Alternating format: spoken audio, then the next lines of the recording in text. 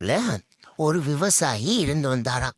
அந்த விவசாயிக்கு நிறைய மாடுகள் இருந்ததாம், நிலங்கள் எல்லாமே இருந்ததாம். அப்போ ஒரு நாளு அவருடைய மாட்டுத் தொழுவத்துல உள்ள ஒரு மாடோட பேரு தான் பைசனாமா. அந்த பைசன் மாடு ஒரு நாள் நல்லா தூங்கிட்டு இருந்துச்சாம். அன்னைக்கு ஒரு நாள் திடீர்னு காலையில சீக்கிரமே எந்திரிச்சிட்டாங்களாம். அப்ப விவசாயி எந்திரிச்சு வந்து, "டேய் டேய் பைசன் எந்திரா, இன்னைக்கு உனக்கு ஒரு பெஸ்ட் டே. உன்னை நான் குளிக்க வச்சு அலங்காரம் பண்ணணும்" அப்படின்னு சொல்லி சொன்னாராம்.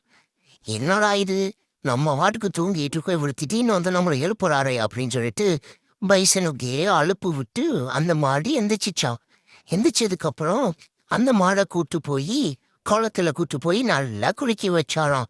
நல்லா தேய்ச்சி குளிடா, வருஷத்துக்கு ஒரு தடவை தாண்டா நீ குளிக்கிற அப்படின்னு சொல்லி அது அவர் சொன்னாராம்.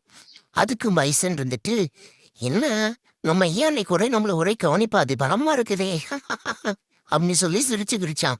அதுக்கப்புறமா அதோட கொம்புக்கெல்லாம் வந்து பெயிண்ட் அடிச்சு அதை வீட்டுக்கு கூட்டிட்டு வந்து அதுக்கு திருநீர் சந்தனமெல்லாம் பூசி அது நல்லா அலங்காரம் பண்ணி மாலையெல்லாம் போட்டு அதுக்கு சூடம் அதெல்லாம் காட்டினாங்களாமா. அதுக்கப்புறம் தான் அதுக்கு தெரிஞ்சிச்சான், இன்னைக்கு மாட்டுப்பொங்கல். மாட்டுப்பொங்கல் அன்னைக்கு நம்மள குளிக்க வச்சிருக்காங்க, நம்மள மேக்கப் போட்டிருக்காங்கன்னு சொல்லிட்டு அதுக்கு ஒரே சந்தோஷமா, "ஹே, எனக்கு இன்னைக்கு ஹாப்பி பர்த்டே ஹாப்பி பர்த்டே" அப்படின்னு சொல்லி பாடிக்கிட்டே இருந்ததாம்.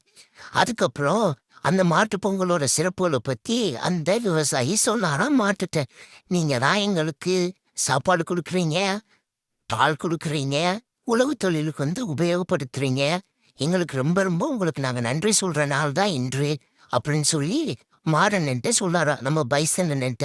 உடனே பைசனுக்கு ரொம்ப சந்தோஷமா, பரவாயில்ல, நம்ம முதலாளி நம்மளை நல்லா பார்த்துக்கிறாரு அப்படின்னு சொல்லிட்டு அன்னைக்கு ஃபுல்லா நைட்டு தூங்கும்போது நமக்கு இன்னைக்கு ஹாப்பி பர்த்டே அப்படி சொல்லி நினைச்சிட்டே சந்தோஷமா தூங்குச்சான்.